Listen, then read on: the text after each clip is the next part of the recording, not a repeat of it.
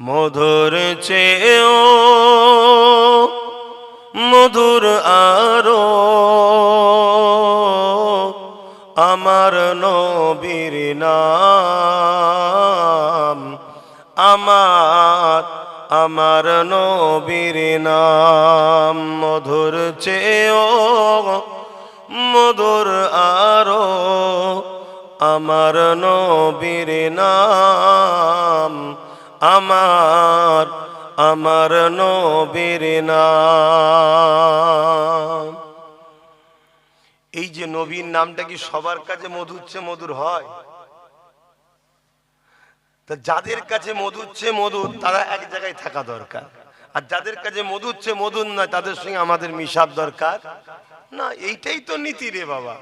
মুসলমানদের মধ্যে হাজারো লোক আছে আমার নবীর নামটাও নিতে চায় না। ঘন্টার পর ঘন্টা বয়ান করে, নামাজ নিয়ে, রোজা নিয়ে, দাঁড়ি নিয়ে, টুপি নিয়ে, আমার রাসূলুল্লাহ নিয়ে বয়ান করতে চায় না। নামাজ পড়ো না নবী পড়ো, যারা বলেন নামাজ পড়ো না নবী পড়ো, বলতে পারছেন না। কথা বলেন নামাজ পড়ো না নবী পড়ো, রোজা পড়ো না নবী পড়ো, হজ পড়ো না নবী পড়ো, এগুলো তো পেয়েছে রাসূলুল্লাহ সাদকাতে। অতএব নামাজের আলোচনা, রোজার আলোচনা ঘন্টার পর ঘন্টা হচ্ছে, হওয়া দরকার আছে, আমি অস্বীকার করছি, কিন্তু নবীর আলোচনাটা কখন হবে? তাহলে নীতি থাকা দরকার। নবীর আলোচনা হচ্ছে না, নবীর কথা হতে চাইছে না।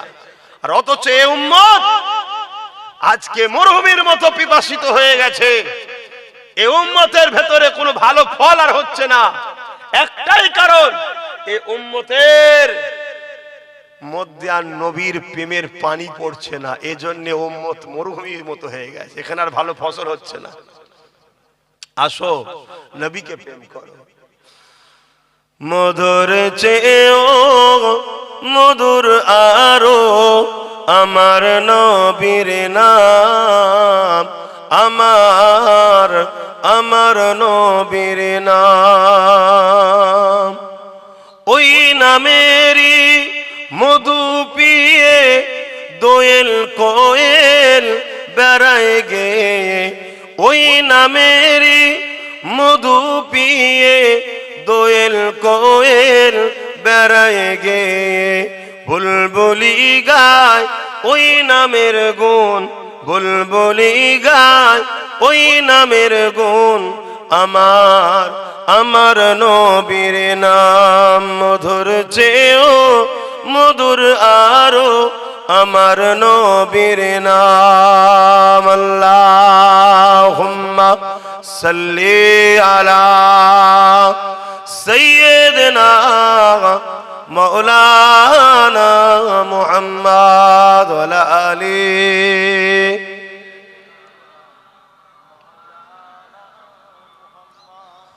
বাপজান আমার কথাতে কষ্ট পেয়েছেন না তো? মনে রাখবেন, অনেক দরদি মানুষ পাওয়া যায় যারা আপনাদের প্রয়োজন হয় উজুর লুটুও বয়ে দেবে, ইস্তেঞ্জা করার লুটাও বয়ে দেবে, কিন্তু মনে রাখবেন বিনিময়ে আপনার ঈমানটা নিয়ে নেবে না তো। একটু বুঝিয়ে বুঝিয়ে পা ফেলবেন, কেননা আখিরি জামানা, দুনিয়া সবাই চাইছে ইসলামকে মিটিয়ে দেবো। কেননা ইসলাম ইনসাফ ইনসানিয়াতের পক্ষে কথা বলে, ইসলাম গরিবদের পক্ষে কথা বলে, ইসলাম মানবতার পক্ষে কথা বলে, ইসলাম জালিমদের বিরুদ্ধে লড়াইয়ের কথা বলে। এ যুবকেরা, তরুণেরা, বাপেরা তাই উঠে পড়ে লেগেছে। জালিমরা আর মুনাফিকরা হয়েছে ইসলামকে মিটাবার জন্যে। কেউ প্রকাশ্য আমাদেরকে হত্যা করে মেরে দিতে চায়, আবার কেউ আমাদের মধ্যে ঢুকে আমাদের ঈমান নামক সম্পদটাকে লুটে নিতে চায়।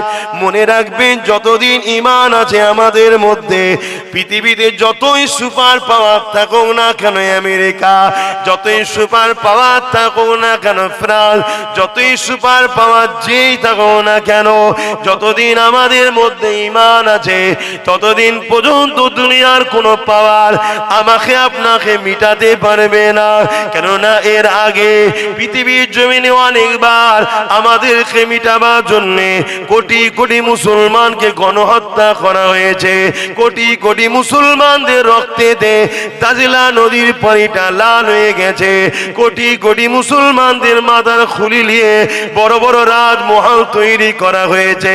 কিন্তু মনে রাখবে, আমরা শহীদ হয়েছি ঠিকই, কিন্তু আমাদের মোকাবেলাতে পৃথিবীর পাওয়ার কোনো দিন টিকে থাকতে পারেনি।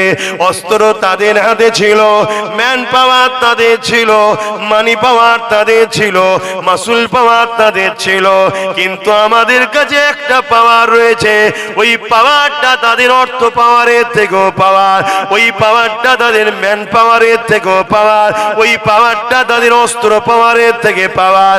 ওই পাওয়ারটা হলো সিনার পাওয়ার, অর্থাৎ যাদের হৃদয়ে আল্লাহর ভয় রয়েছে, নবী পাকের প্রেম ও আদব রয়েছে, এই সিনার শক্তির কাছে পৃথিবীর কোনো শক্তি টিকে কখনো থাকতে পারেনি।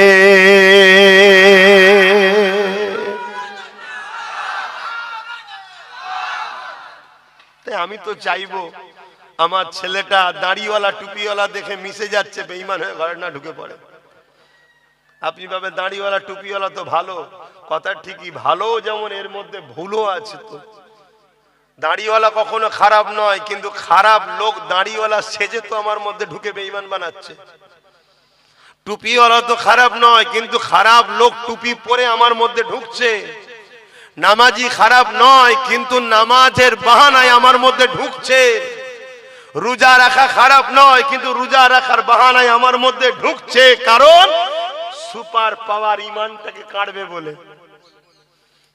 কেন গাছে যদি ডালপালা কমও থাকে, ওটাও গাছ এটাও গাছ, ওর ডালপালা কম, বয়সও কম, সব কম, কিন্তু ওটাও জিন্দা এটাও জিন্দা, দুটোই গাছ। কিন্তু একটা যদি ইমান জান মূল না থাকতো, দুদিন পরে কাঠ হয়ে যেত। কাঠ আর নয়, গাছ নয়, কাঠ, জ্বালানি। ও মুসলমান আমিও মুসলমান, ওরও দাড়ি আমারও দাড়ি, ও মানুষ আমিও মানুষ, কিন্তু ওর যদি আপনার জান আছে, আমার যদি জান না থাকে আমি লাশ। ঠিক তেমনই আপনার দাড়ি আমার দাড়ি, আপনার টুপি আমার টুপি, আপনার নামাজ আমার নামাজ, যদি ঈমান না থাকে আপনি বেঈমান আর আমি ঈমানদার। কথা মাথায় ঢুকছে তো নাকি? আর এই জায়গায় কিন্তু আমি নিজের দিকে কিন্তু টেনে নিয়েছি, সব জায়গাটা আমার ঘাড়ে দোষ নিয়েছি, কিন্তু এই ক্ষেত্রে আমার ঘাড়ে নিইনি। কেন? শরিয়াতের মসলা এটা। অনেককে জিজ্ঞেস করা হয়, হারা তুই কি ঈমানদার? সে চিন্তা করে বলে হ্যাঁ হলেও হতে পারি, তার মানে নিজের ডাউট হচ্ছে। আসেন বাবেরা, কি আলোচনা করি সংক্ষেপ সময়ে। আবার বলে যাচ্ছি, রাসূলুল্লাহকে মুহাব্বত করেন, নবী পাককে প্যার করেন। আর রাসূলুল্লাহর প্রকৃত মুহাব্বত করনে ওয়ালা কারা?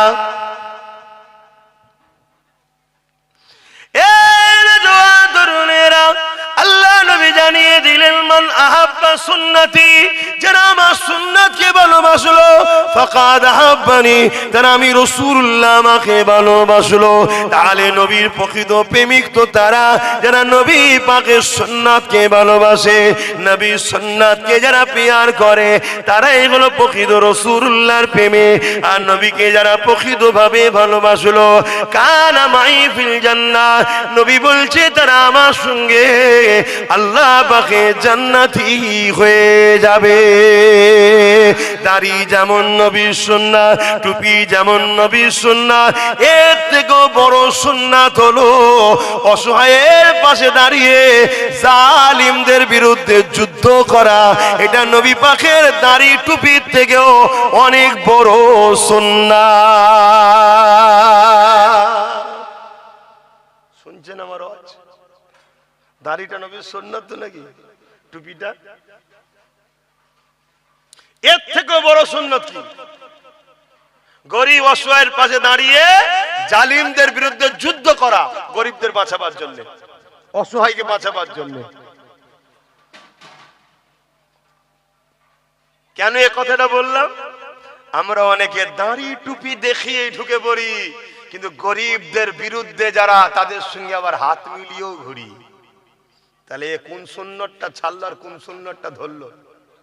বড় সুন্নতের বিরুদ্ধে ছোট সুন্নত নিয়ে বসে আছে। কেন? এই কথা শুনছেন তো নাকি? আমার অসুবিধা হচ্ছে, বুঝতে পারছেন তো না? বেকার বকছি কেন? এইটা বাহ্যিক, এইটা বাহ্যিক, এইটা দিয়েই মানুষকে বোকা বানানো যায়। আর ওইটাই দম থাকতে লাগবে জালিমের বিরুদ্ধে লড়াই করা। ওইখানে গিয়ে টুক করে বসে আছে জালিম নেতার পিছনে। একটা ফটো যদি উঠে যায়, আমি ওই ফটো দেখেই এলাকার সবাইকে ব্ল্যাকমেল করবো। দেখেছি নেতাজির সাথে আমি আছি, বল তোর চাকরি লাগবে, মাল দে, বল তোর কি লাগবে, পয়সা দে। হ্যাঁ চলছে, এসব হচ্ছে। কিন্তু রাসূলের সুন্নাত হলো দাড়ি টুপি, রাসূলের সুন্নাত। কিন্তু এর থেকেও অনেক বড় সুন্নাত হলো জালিমের বিরুদ্ধে লড়াই করে মজলুমকে খুশি আনা, আল্লাহর সৃষ্টিকে বাঁচানো। জোরে বলুন সুবহানাল্লাহ। দস্তরখান বিছিয়ে খানা খাওয়াটাও রাসূলুল্লাহ সুন্নাত। তার থেকে বড় সুন্নাত হলো ক্ষুধার্ত মানুষকে খানা খাওয়ানো। জোরে বলুন সুবহানাল্লাহ। তাহলে এটাও করতে হবে, ওটাও করতে হবে। কথা কিছু বুঝে আসছে তো নাকি? তরুণেরা, আমার নবী পাখির প্রেমিকেরা, ও মুজাদ্দিদুজ্জামান দাদা হুজুর পীর কেবলার মুরিদ মুতাকিনিন গণেরা, এ দাদা পীরের রুহানি আওলাদেরা, তোমার আমার মুর্শিদ কেবলা জাবানার মুজাদ্দিদ, তিনি নামাজ পড়েছে, নামাজ পড়ার কথা বলেছে। তিনি রোজা রেখেছে, রোজা রাখার কথা বলেছে। তিনি হজ করেছে, হজ করার কথা বলেছে। তিনি যাকাত দিয়েছে, যাকাত দেওয়ার কথা বলেছে। তিনি দাড়ি টুপি রেখেছে, রাখার কথা বলেছে। পাগড়ি জুব্বা পরেছে, পরার কথাও বলেছে। ঠিক তেমনি তিনি জালিম স্বৈরাচারী ব্রিটিশ শাসকের বিরুদ্ধে লড়াইও করেছে। তিনি মানুষকে সজাগ করিয়েছে, মানুষকে বুঝিয়েছে, ব্রিটিশ শাসকের বিরুদ্ধে আওয়াজ তুলেছে। কলিকাতার রাজপথে দাঁড়িয়ে এমন করে বীরগের, এমন করে ভিক্টোরিয়াতে, এমন করে শহীদ মিনারে দাঁড়িয়ে আমার আপনার মুজাদ্দিদুজ্জামান লক্ষ লক্ষ অনুসারী দিগকে নিয়ে ব্রিটিশ হুকুমাতের বিরুদ্ধে কথা বলেছে। কি জন্য কথা বলেছে? ব্রিটিশ হুকুমাতদের আমলেতে মসজিদের পাশে বাজনা বাজানো হতো। আমার মুজাদ্দিদুজ্জামান দাদা হুজুর রহমাতুল্লাহ আলাইহি তিনি এমন করে শহীদ মিনারে দাঁড়িয়ে দাঁড়িয়ে বলতে লাগলো, এ ব্রিটিশ হুকুমাত রে, তোমার আইন যদি আমার কোরআন সুন্নাহর বিরোধী হয়, তোমার আইনকে আমি আবু বকর মানি না। শুধু আমি একা আবু বকর না, লক্ষ লক্ষ নবীর প্রেমিকেরা নিজেদের বুকে তাজা খুন দিতে পছন্দ করবে, জীবন দিতে পছন্দ করবে, কিন্তু কোরআন সুন্নাহর বিরোধী আইনকে মানতে পছন্দ করবে না। আর দাদা পীরের কোটি কোটি মুরিদ আওলাদ আলেম ওলামা সবাই রয়েছে। আজ কি কেউ দাঁড়িয়ে বলতে পারছে, এ ব্রিটিশ হুকুমাত তোমার বিরুদ্ধে বলছি, তোমার আইন যদি, তোমার যদি চক্রান্ত যদি আমার ওয়াকফের বিরুদ্ধে, মসজিদ মাদ্রাসার বিরুদ্ধে হয়, তোমার আইনকে আমরা মানব না, জীবন দিতে হয় দিয়ে দেবো, তোমার আইনের বিরুদ্ধে লড়াই করব। আজ কি কেউ দাঁড়িয়ে গিয়ে বলতে পারছে, এ রাজ্যের সরকার মমতা, তুমি যদি কোরআন সুন্নাহর বিরোধী এমন একটা আইন হবে, ওই আইনের পক্ষপাতিত্ব যদি করো, আমরা তোমার থেকে দূরে যে নিজেদের মরণকে পছন্দ করে নেব, কিন্তু তোমার পক্ষে দাঁড়াতে পারবো না। এই কথা বলার মতো কারো কি কলিজায় দম আজকে দেখা যাচ্ছে? যদিও কয়েকজন বলছে, তাদের সহযোগিতা তো দূরের কথা, ভেতরে ভেতরে তাদের বিরুদ্ধে মানুষকে ভুল বোঝানো হচ্ছে, যাতে করে মানুষ সরে যায়। আর যদি বা তাদেরকে দাওয়াত করা হয়, আবার গ্রামে 2-10টা থাকবে, ফিকশন তৈরি করে ফেলছে, একসাথে সব ছিল, সেটাকে লাউ টুকরো করে দাও। এই জন্য অনেক আগে থেকে ভালোবাসার মানুষদের বলেছি, কাতার আলাদা করে লে। কথা কি খারাপ লাগছে নাকি? কাতার আলাদা করে লে, 72টা দল জাহান্নামে যাবে। তাদেরও দাড়ি টুপি আছে, দেখে ছুটিসনি, কাতার আলাদা করে লে। আহলে সুন্নাত ওয়াল জামাতের কাতারে থাক। বলবে আছি তো, কে বলে যাচ্ছেন? আহলে সুন্নাত ওয়াল জামাতে আছেন বলছেন, আর কাজ করছেন সব আহলে সুন্নাত ওয়াল জামাতের বিরোধী কেন? আহলে সুন্নাত ওয়াল জামাতের কাতারের লোকের আদর্শ নীতি হবে আল্লাহ, রাসূল, সাহাবারা যে কথা কাজ করেছে সেইটা, তাই তো নাকি? সেই কাজ আছে। যখন মুসাইলামাতুল কাজ্জাব নামে একজন ব্যক্তি খতমে নবুয়াতের বিরুদ্ধে কথা বলল, আবু বকর সিদ্দিকের কাছে খবর এলো যে মুসাইলামাতুল কাজ্জাব নামে একটা ব্যক্তি, সে নিজেকে নবী দাবি করেছে, খতমে নবুয়াতের বিরোধী করেছে। সঙ্গে সঙ্গে সিদ্দিক আকবর সাহাবা হুজুরদের ডাক দিলেন, সাহাবাদের নিয়ে আলোচনা শুরু করলেন। হে আমার নবীর ভাই সাহাবারা, হে আমার ভাইরা, মুসাইলামাতুল কাজ্জাব নামে একজন বাহির রয়েছে, সে ইসলামিক দুশ্মন রাষ্ট্রগুলো সহযোগিতা নিয়েছে, তাকে ইসলামের দুশ্মন রাষ্ট্ররা 90,000 সৈন্য দিয়েছে। কত? 90,000। একটু মুখে বলুন কত? হাতে অস্ত্র সব। তার দ্বারা রাসূলুল্লাহ শান মর্যাদা, খাতমে নবুয়াত, সেই মর্যাদাকে খাটো করার জন্য সে আওয়াজ তুলেছে, আমিও রাসূল। সাহাবা ভাইদের পরামর্শ নিচ্ছে, সবাই একটাই কথা বলছে, আপনি আমাদের আমিরুল মুমিনিন, আপনি রাসূলুল্লাহর পর আপনি খলিফা হয়েছেন ইসলাম দুনিয়ার, মুসলিম জাহানের আপনি আমির, আপনি যা বলবেন আমরা তাতেই রাজি। সিদ্দিক আকবর বলবেন, আমি চাই তাকে প্রথম বুঝাবো। আমি চাই কি? তাকে প্রথম বুঝাবো যে তুমি যেটা করছো অন্যায়, কোরআন হাদিসের বিরোধী, পরিবর্তন হও। যদি পরিবর্তন না হয়, আমি আবু বকর মরণ পছন্দ করি, তার সাথে লড়াই করতে রাজি আছি। জোরে বলুন সুবহানাল্লাহ। তা আজকেও কেউ যদি কোরআন সুন্নাহ রাসূলের আল্লাহর দ্বীনের দুশমন হয়, তাহলে আমাদেরও উচিত তাকে বুঝাবো। যদি না বুঝে আমাদের লড়াই করার দরকার আছে না? না, তা লড়াই করার জন্য মন মানসিকতা আছে আমাদের? আর যখন এ কথা বলবো, আমারই কওমের মুসলিম দাবিদাররা কি বলবে?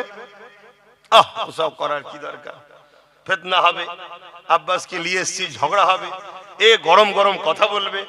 কিসের গরম কথা? আমার গায়ে কেউ চা ঢেলে দিয়েছে আর আমি মলমটা লাগাচ্ছি, গরম কথা হয়ে গেল? আমার কেউ জমি নিয়ে নিচ্ছে, আমি শুধু যে বলেছি এটা আমার অধিকার, এটা আমার বলে বেড়া দিচ্ছি, অমনি আমি খারাপ হয়ে গেলাম? তাহলে জানতে হবে এ আমার মধ্যে আছে, কিন্তু আমার নীতির, জোরে বলুন, হয় নাই। তাহলে তার সাথে মিশা তো আমার দরকার নেই, তাতে সংখ্যা কম থাক। কেন সংখ্যা যেদিন কম ছিল 313 জন, সেদিন খুব সহজে আমরা বিজয় পেয়েছিলাম। কিন্তু উহুদে যেখানে সংখ্যা ছিল 1000, সেই দিন কিন্তু আমাদের বিরাট ক্ষতি হয়েছিল, 70 জন সাহাবা শহীদ হয়েছিল। কারণ কি? ওই 1000-এর মধ্যে একটা ব্যক্তি ছিল, যার নাম হলো আব্দুল্লাহ ইবনে উবাই। সে যুদ্ধের ময়দানে গিয়ে রাসূল সব প্ল্যান করে নিলে, এখানে তোমরা থাকবে, এখানে তোমরা থাকবে, একটা পাহাড়ের এখানে তোমরা থাকবে, সব ঠিক করে দিল। হঠাৎ করে ওই আব্দুল্লাহ ইবনে উবাই 300 লোক নিয়ে সরে গেল। কারণ 300 তার লোক ছিল, সরে গেল। তাহলে কত হলো? 700। তাহলে 1000 জন নিয়ে লড়াই করতে গেছি, আর 300 সরে যাচ্ছে, বাকি 700-র মধ্যে একটু হলো খটকা লাগবে না? লাগবে না? আরে কি হবে রে, চলে গেল ওরা। আর যদি প্রথম থেকে 313 জন যাওয়ার পরও সহজে জিতেছে না, যেতে না, তাহলে এখানে তো 700 অনেক বেশি। কিন্তু না, ওই ধোকা দেওয়া হয়ে গেল। এই জন্য জাতিকে বারবার বোঝাচ্ছি যে আমাদের ক্ষতি আগেও বাইরের দুশমনরা, প্রকাশ্য দুশমনরা করতে পারে না, আজও প্রকাশ্য দুশমনরা করতে পারবে না। আমাদের ক্ষতি আমাদের জাতের মধ্যে গাদ্দার আছে, তারা আমাদের ক্ষতি করছে। তারা চাই না তোমার আমার মসজিদটা আল্লাহর দরবারে কবুল হোক। তারা ঠিক টুক করে ঢুকে গিয়ে সামান্য কিছু পয়সা দিয়ে হারাম ঢুকিয়ে মসজিদটাকে শেষ করে দিল। এগুলো পলিসি। ঠিক তেমনই তারা টুক করে ঢুকে গিয়ে কিছু পয়সাতে তাবারুক করে দেবে। শুনছেন তো নাকি? এটা পলিসি। তারা টুক করে ঠিক ঢুকে গিয়ে একটা পাখা লাগিয়ে দেবে। আপনি ভাববেন দিচ্ছ তো ভালো কথা, না, আপনি দেখবেন না কেসি আল্লাহর ঘরে দিচ্ছে। এই মসজিদ কমিটি ডাকবে, তুই আল্লাহর ঘরে দিচ্ছি, তোর কি ইনকাম আছে বল, এই কি করিস? আপনি আমি তো ভাবছি না, আসতে চাইনি, এসেছে যখন লিয়েলে, আসতে চাইনে 10 মিনিটের নামাজ তো না, একটু থেমে যাবেন আল্লাহর জন্য। কি হয়েছে? মাফ করবেন, একটা শিক্ষা দিবার জন্য বলছি। আমি যেখানেই যাই নামাজ পড়তে হয় তো আমাকে, মসজিদে নামাজ পড়তে হয় তো নাকি?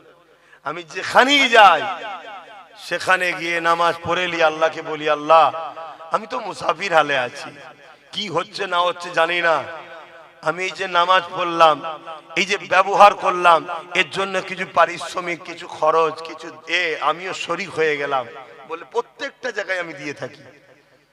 কেন? আমি জানি না আজকে কি চক্রান্ত চলছে আমাদেরকে মিটিয়ে দিবার জন্য, আর এই চক্রান্ত করছে প্রকাশ্য দুশমনরা, কিন্তু তারা আমাদেরকে মিটাতে পারবে না যদি আমার মধ্যে গাদ্দার না থাকে। আপনার বাড়ির ভেতরে কটা দরজা আছে, কোন রুমে কি আছে, কোন রুমে আপনি শোন, কোন রুমে খান, কোন রুমে কি আছে না আছে, বাইরের চোর কি জানতে পারবে যদি আপনার ঘরের লোক তার সঙ্গে সেটিং এ না থাকে? তা আমাদের মধ্যে কি আছে না আছে বাইরের দুশমন প্রকাশ্য সে জানে না, আমার গাদ্দাররা তার সঙ্গে সেটিং এ সব কাজ করছে। বলুন এখানে কারো নাম বলেছি? কোন দল, কোন জামাত, কোন ব্যক্তির নাম বলেছি? কিন্তু আপনারা বলুন কথাগুলো ইসলামের পক্ষে বলছি না বিরুদ্ধে বলছি? আপনাদের বাঁচাবার চেষ্টাই বলছি না ক্ষতি করার চেষ্টায়? এরপরও যদি কেউ আমায় গালিগালাজ করে, কি সমস্যা তার? সে আমায় গাল দিচ্ছে কেন? আমি তো তার নামও বলিনি। তাহলে জানতে হবে এইগুলোই হলো আমার জাতের মধ্যে গাদ্দার। এই কথা গায়ে লেগে যাচ্ছে, তার নাম না বললেও সে তো ওই ক্যাটাগরির, তার গায়ে লাগছে, তখন সে কি করবে? গালিগালাজ করছে, ছোট বড় কথা বলছে। তো যাক, নামাজ কটাই হবে? কি ঠিক করেছেন বলবেন তো? কমিটি কোথায় গেল? কি করেছেন একটু বলেন।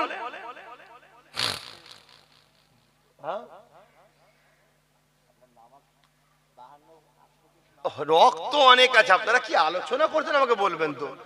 যে আপনি নেবে গেলে নামাজ হবে না চারটেই নামাজ হবে? কারণ আমি এখানে জলসা করবো, ওখানে যদি নামাজ হয় ওটাও তো বিয়াদবি। আল্লাহকে সেজদা দেবে আর আমার কথা আওয়াজ যাবে, সূরাতে মিস্টেক হতে পারে, তাসবিহ পড়াতে সমস্যা হতে পারে, সেটাও তো খেয়াল করতে হবে। তা আপনারা আলোচনা করে আমাকে জানান কি করব সেটা বলুন। ওয়াক্ত আছে তো আমিও জানি।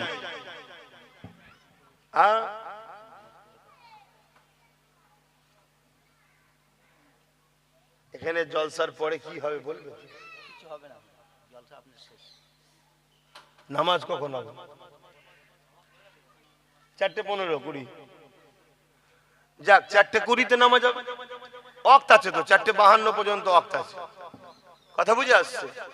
কিন্তু ব্যাপারটা হচ্ছে ওয়াক্তটা বড় কথা নয়, কথা হচ্ছে এখন নিজেদের মধ্যে মতনৈক্য তো হতে পারে। কেন হবে? যে বলছে কেন হবে, ওর দাদুকে মুসলমান হয়েছে আমার দাদা হুজুর উসিলায়, সে এখন ফতোয়াবাজি করবে না?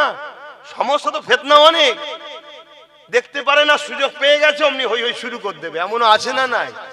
ওই জন্য চাই না ফিতনা হোক, তাই জিজ্ঞেস করছি। এবার আপনারা নিজেদের মধ্যে এটা সেটিং করা থাকলে আর সমস্যা নেই।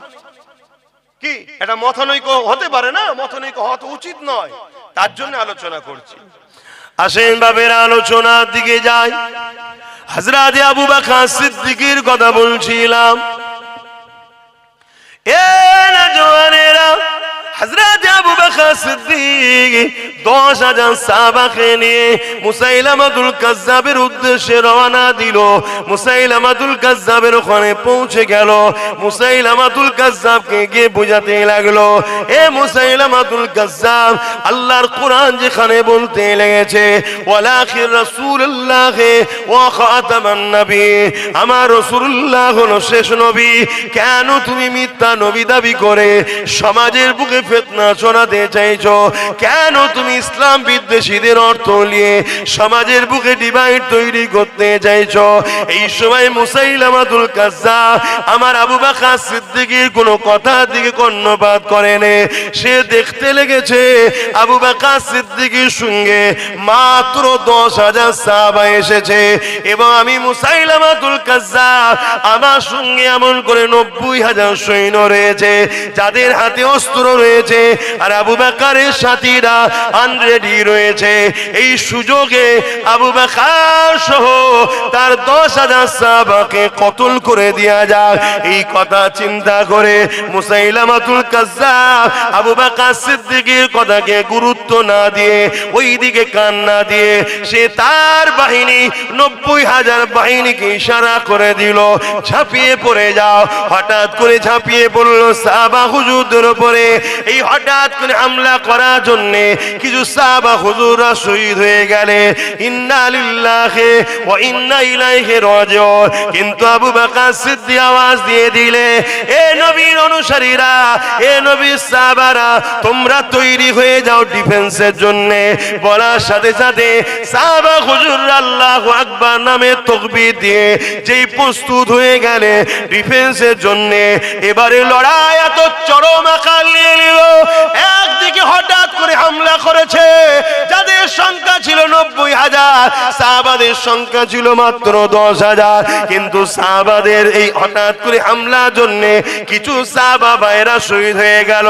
কিন্তু বাকি সাহাবাদের এমন করে ডিফেন্স শুরু হয়ে গেল, এই ডিফেন্সের মোকাবেলা করতে না পেরে মুসাইলামাতুল কাজ্জাবের 90,000 বাহিনী এবং মুসাইলামাতুল কাজ্জাব জনমের মতো জাহান্নামে আল্লাহ পাঠিয়ে দিলে।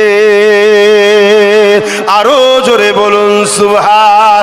অর্থাৎ আমার নবীর সাহাবারা রক্ত দিয়ে, জান দিয়ে, জীবন দিয়ে নবী পাকের খাতমে নবুয়াতের ইজ্জতকে বাঁচিয়েছে। আর আজকে আমাদের চোখের সামনে নবীর পুরো দিনটাকে মিটাতে চায়। মসজিদ রাখবে না, মাদ্রাসা রাখবে না, কবরস্থান রাখবে না, ঈদগাহ রাখবে না। এগুলো যদি না রাখে, এ মুসলমান মনে হয় তোমাদেরকে আগামীতে রাখবে। আগে তোমার পেহচান মিটাচ্ছে, তারপরে তোমাকে মিটাবে। কেন আগে তোমাকে মিটালে রাষ্ট্রসংঘ হস্তক্ষেপ করবে, কেন এদেরকে মারছো?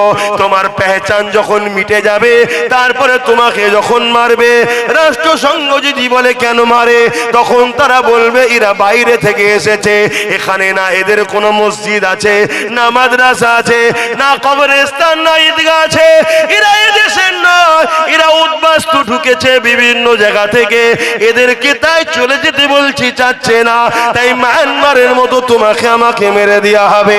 তাই সময় এখনো আছে, এখনো তোমার অধিকার আছে ভোট দিবার, এখনো সময় আছে, নিজের পাওয়ার তৈরি করো এই জালিমদের মোকাবেলা করার জন্য। যে অস্ত্র দ্বারা ওরা আমার দিনকে মিটাতে চাইছে, ওই অস্ত্রর নাম হলো রাজ পাওয়ার।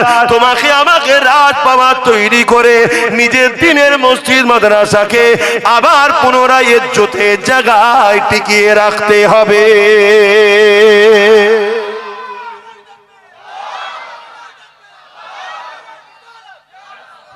এই যে অস্ত্র করছি, এই কথাটা দিনের পক্ষে বললাম না বিরুদ্ধে বললাম?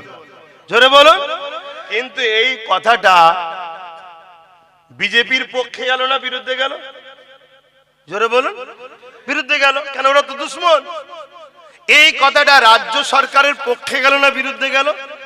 কেন? ওরাও তো ওয়াকাবের বিরুদ্ধে, তাহলে ইসলামের দুশ্মন। তাহলে রাজ্য সরকারের পক্ষে যেসব মুনাফিক মুসলমানগুলো এখনো আছে, তারা আমার পক্ষে থাকবে না বিরুদ্ধে যাবে?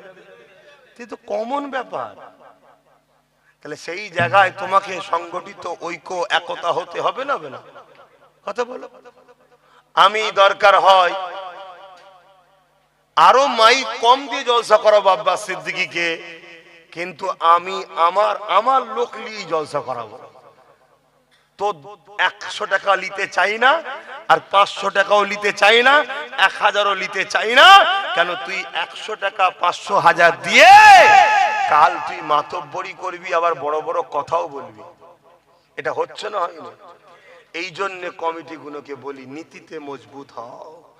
যে তোমার আব্বাস সিদ্দিকীর বিরোধী করবে, তোমার ভাইয়ের, তোমার বাবাজির, এই বিরোধীটা করার কারণটা কি?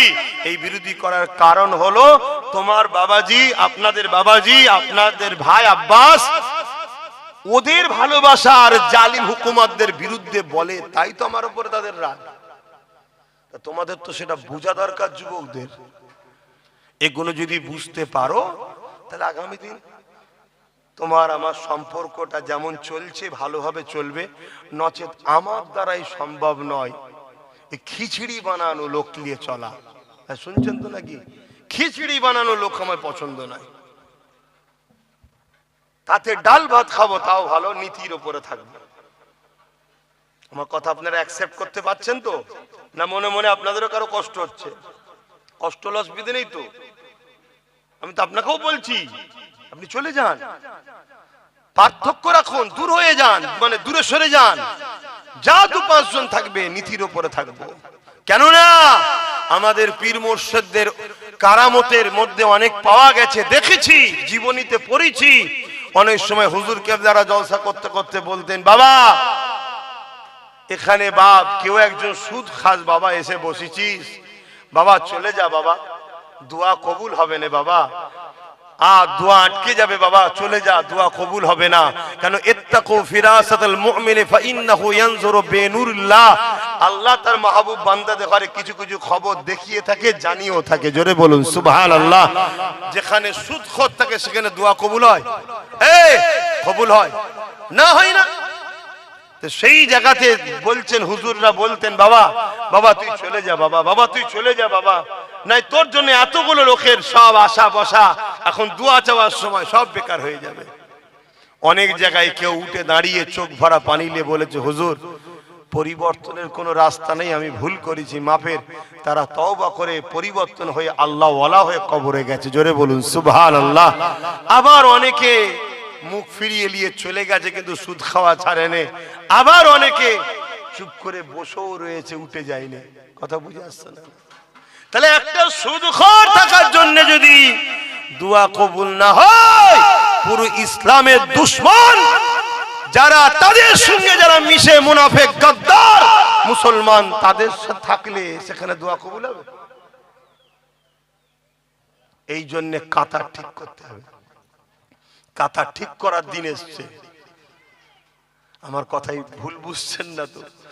হ্যাঁ, সংখ্যা ভারী করে লাভ নাই। সংখ্যা ভারীতে কখনো ইসলামের বিজয় আসেনি। ইসলামের বিজয় এসেছে ইমানদারের দ্বারা, আল্লাহর সাহায্যে। জোরে বলুন সুবহানাল্লাহ। ইমানদারের ওসিলায় আল্লাহর সাহায্যে। জোরে বলুন সুবহানাল্লাহ। আপনি দেখুন না মুতাহাদ যুদ্ধ, একদিকে সাহাবা হুজুরদের সংখ্যা মাত্র 3000। কত একটু বলুন? সাহাবা হুজুরদের সংখ্যা 3000। আর রোম এম্পায়ার যারা পৃথিবীর তৎকালীন সুপার পাওয়ার ছিল, তাদের সংখ্যা হলো 2 লক্ষ। ভাবতে পারছেন? একদিকে 3000, আরেকদিকে কত? 2 লক্ষ। এই 2 লক্ষ 3000-এর কাছে পরাজিত হয়েছে। জোরে বলুন সুবহানাল্লাহ। আপনি দেখুন না সালাউদ্দিন আইবি মাত্র 12,000, আর সেলিবিয়াদের সংখ্যা 4 লক্ষ। 12,000-এর কাছে পরাজিত হয়েছে। জোরে বলুন সুবহানাল্লাহ। এই 12,000-এর মধ্যে 12,000-ই ছিল ইমানদার, নবীর প্রেমিক, নবীর আদব করনেওয়ালা মুমিন মুসলমান, মুনাফিক কেউ ছিল না। আর 4 লক্ষর কাছে তাই বিজয় লাভ হয়েছে। আর আজকে পশ্চিম বাংলার যদি উদাহরণ দিই, আমরা যার সাথে তার তকদির খোলে, ঠিক না বেটি? আমরা যার দিকে সে যেতে না। তাহলে আমরা মেন ফ্যাক্ট, এত সংখ্যা আমাদের হওয়ার পরও আজকে সব থেকে পিছিয়ে, সব থেকে লাঞ্ছিত, সব থেকে অপমানিত, সব থেকে গরিব, সব থেকে বঞ্চিত আমরা। হাতটাকে আমাদের না জজ আছে, না উকিল আছে, না আইএস আছে, না আইপিএস আছে, না ডাব্লিউবিসি আছে, না ডিএম আছে, না আমাদের কোনো মন্ত্রী আছে।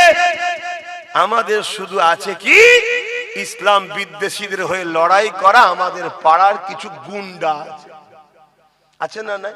কিন্তু আমার পাড়ায় থাকার জন্য পুরো মুসলিম পাড়াটাকে কলঙ্কিত করা হচ্ছে।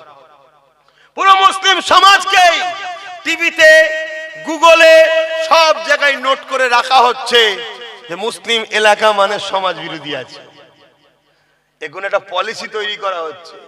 আগামী একটা দিন আসবে, সেই সময় আপনাদের ঘরে রেড জোনে ফেলে দিয়ে শেষ করে দেওয়া হবে। আপনাদের খেয়ালই নাই। এবার আমি যখন বুঝাতে চাইছি 50 জন লিখছে, 5 জন গাল দিচ্ছে। গাল তো গাল, বাপ মা তুলেও গাল দিচ্ছে। গাল তো গাল, অনেক বড় বড় কথা বলছে না বলেন? কিন্তু দুঃখটা কোন জায়গায়? ওই 5 জন গাল দিচ্ছে, আমার দুঃখ নয়, দেবে। আমার রাসূল পাক সাল্লাল্লাহু আলাইহি ওয়াসাল্লামকেও ছোট বড় কথা বলেছে না বলেন? তা আমি তো নবী পাকের জুতো ধুলোও হতে পারিনি, তাহলে আমাকে তো বলবেই। নবীর পক্ষে কথা বললে তো শুনতে হবে।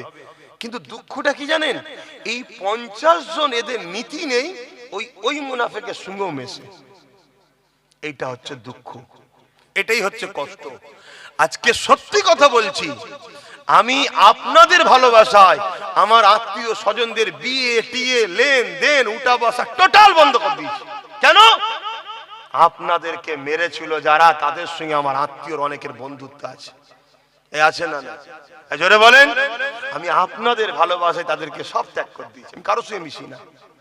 কিন্তু এরপরেও যখন দেখি আপনারাই আবার নীতিভ্রষ্ট হয়ে তাদের সঙ্গে হই হই করেন, তখন আমার বুকটা ভেঙে যায়। ধর, কাদের হয়ে কথা বলছে, কাদের হয়ে লড়াই করছে, যা পারে করবে যাক, এদের লিখে ভেবে লাভ নেই। তখন আবার মনটা খারাপ হয়ে যায়। কিন্তু আবার ভাবি, কমসে কম বাচ্চাগুলোর জন্য একটু লড়াই করি। আমার কথা কিছু বুঝছেন? যদি বুঝে আমার উপরে বেজার হন, আমি আবার আজকে বলছি, ওপেন বলছি, আপনারা চলে যান আমার থেকে। আল্লাহর রাস্তায় বলছি, 10 জন থাকে 10 জন নিয়ে বাঁচতে চাই, কিন্তু আপন নিয়ে থাকতে চাই, গাদ্দার মুনাফিক নিয়ে থাকতে চাই না। আসুন, আমার জিন্দেগির মাকসাদ হয়ে উঠুক, যতদিন বাঁচবো নবীর দ্বীনের পাহারাদার হয়ে বাঁচবো, যতদিন বাঁচবো মুহাম্মদ রাসূলের গোলামি করার জন্য বাঁচবো। মরণটাও হবে নবীর গোলামি করতে করতে, মরণটা হবে দ্বীনের পাহারা দিতে দিতে, মরণটা হবে দ্বীনের পক্ষে লড়াই করতে করতে। এই জিন্দেগি যারা তৈরি করতে পারবেন, তারা সাথে আমি ভাই ভাই সম্পর্ক করতে চাই, ভাই বোনের সম্পর্ক করতে চাই, বাপ বেটার সম্পর্ক করতে চাই, মা বেটার সম্পর্ক তৈরি করতে চাই। আর যারা এই নীতিতে আসতে পারবেন না, তার সাথে আমার সম্পর্ক রাখার প্রয়োজন নেই। আমি এই নীতির উপরে চলি। এই নীতি আপনাকে বললাম, সোশ্যাল মিডিয়াতে লাখো কোটি লোকের কাছে এই নীতি পৌঁছাবে। আমি সবাইকে বলছি, যদি এই নীতিতে থাকতে পারো, রাসূলুল্লাহর জন্য বাঁচবো, রাসূলুল্লাহর জন্য মরবো, যতদিন বাঁচবো রাসূলুল্লাহর দ্বীনের পাহারাদার হয়ে বাঁচবো, যতদিন বাঁচবো রাসূলুল্লাহর গোলামি করে বাঁচবো। তাহলে আসো আমরা এক জায়গায় হই। যদি এই নীতিতে না আসতে পারো, আপনি আপনার রাস্তায় যান, আমি আপনার সাথে মিশতে পারছি না। কথা শুনছেন? আজ আমার এক বেগদা জায়গা আমার মায়ের পেটের ভাই যদি নিয়ে নেয়, আমি তার বিরুদ্ধে কেস লড়ছি, তাকে সুযোগ খুঁজছি, ঝেড়ে দিয়ে পুরো জায়গা নিয়ে নেবো। আর আমার মসজিদ, মাদ্রাসা, কবরস্থান, ঈদগাহ, খানকা সব চলে যাচ্ছে। এক কেন্দ্র সরকার আইন করে নিচ্ছে, আর রাজ্য সরকার তার সাথ দিচ্ছে। এরপরেও যদি মুসলমানের বেটা এই রাজ্য সরকারের সাথ দেয়, কেন্দ্র সরকারের সাথ দেয়, তাহলে তাকে কি করে মুসলমান মনে করি? বলুন, আমার কথা অসুবিধা হচ্ছে? কি করে মুসলমান মনে করি? আর এই কথা যদি আজ প্রত্যেকটা আলেম উলামা, পীর পীরজাদা, বক্তা, মুফতি, মাওলানা, ইমাম সবাই যদি নিজের জায়গায় দাঁড়িয়ে থেকে ওয়াকাফের পক্ষে এখনো যদি কথা বলার সময় না হয়, তাহলে কবে কথা বলবে? এই তো আজকে এসআইআর এর লিস্ট বেরিয়েছে, তাই তো নাকি? আরে যদি আজকে বেরোবে জানতো আমি, তাহলে প্রোগ্রামটা এবার 8 ডিসেম্বর করে নিতাম। তো 7 তারিখে বেরোবার কথা ছিল, আমি প্রোগ্রাম ক্যান্সেল করে দিলাম। তা আজকে যাই হোক লিস্ট বেরিয়েছে, এক একটা বুথে 50 জন, 60 জন, 70 জন, 100 জন, 150 জন করে সব নাম বাদ গেছে। শুনছেন তো? আমি ওপেন মাইকে বলছি, সোশ্যাল মিডিয়াতেও যাচ্ছে, সবাই যে যার এলাকায়, যে যার গ্রামে বুথে লিস্ট চেক করো। যদি লিস্টের ওয়েবসাইটের অ্যাপটা না পাও, আমার 82 নম্বরে জানতে চাইবে, আমি তোমাকে ওই অ্যাপ দিয়ে দেবো, তুমি দেখে চেক করে নাও। যদি কারো নাম বাদ যায়, কারো নাম যদি বাদ যায়, ঘাবড়ে যেও না। তুমি যদি আমার ভালোবাসার মানুষ হও, চিন্তা করো না, তোমার জন্য আব্বাস সিদ্দিকী আছে। কথা বুঝে আসছে? একদম চিন্তা করো না, তোমার পাশে আমি আছি। প্রয়োজন হয় তোমার জন্য লক্ষ টাকা খরচ, লাখ লাখ টাকা খরচ করে সুপ্রিম কোর্ট পর্যন্ত মামলা করতে হয় নওশাদকে দিয়ে করাবো। কথা বুঝে আসছে? এক তো সে এমএলএ, তার একটা পাওয়ার আছে, আবার মামলা হবে। তুমি চিন্তা করো না। দুঃখের সাথে বলতে হচ্ছে আগামী দিনটা কিন্তু আরো ভয়ানক আসছে। আজকে যে লিস্ট দেখছো, এই লিস্ট কিন্তু কমপ্লিট নয়, আরো অনেকের নাম বাদ যেতে পারে। কেন হালকা হালকা করে দিচ্ছে, একসাথে দিলে যদি এটা বড় শক্তি হয়ে যায়, রুখতে যদি না পারি। কত রকম প্ল্যান চলছে। তো এই কথাগুলো বলে জাতিকে কমকে সজাগ করা দরকার আছে না? নাই নাই তো হাঁ করা হয়ে বসে থাকবে, সব হাঁ করে বসে থাকবে, সব ঠিক আছে মনে হয়, লাস্টে দেখবে সব বেড়া দিয়ে ঘিরে জেলের মধ্যে ভরে দিচ্ছে। তখন কি হবে? তাহলে একটু সজাগ করতে হবে তো নাকি? ছেলে হিসাবে বাপ মাকে বলছি, ভাই হিসাবে ভাই বোনকে বলছি, এগুলো কি ভুল করছি? যদি মনে হয় ভুল হচ্ছে, তাহলে তার সাথে আমার নীতির মিল খেচ্ছে না। তা তুই তোরলে থাক না বাবা, আমি আমারলে থাকি, কি তাতে আমার যে আছে সে আনবে আমায়, যে তোর আছে তোর থাকবে, অসুবিধা কি আছে? কিন্তু না, ঠিক আবার দেখবেন ফিতনা লাগাবার জন্য আবার ঠিক এসে হাজির হবে। আর আমার আর ভাইদের বলি, তোমাদের নীতিতে মজবুত নাই, তোমরা নীতি মজবুত করো। তো যাক, নামাজ পড়তে হবে, সেই দিকে খেয়াল করে। আর কথা নয়, সংক্ষেপ করছি। সালাম পড়েন, ইয়া নবী সালাম।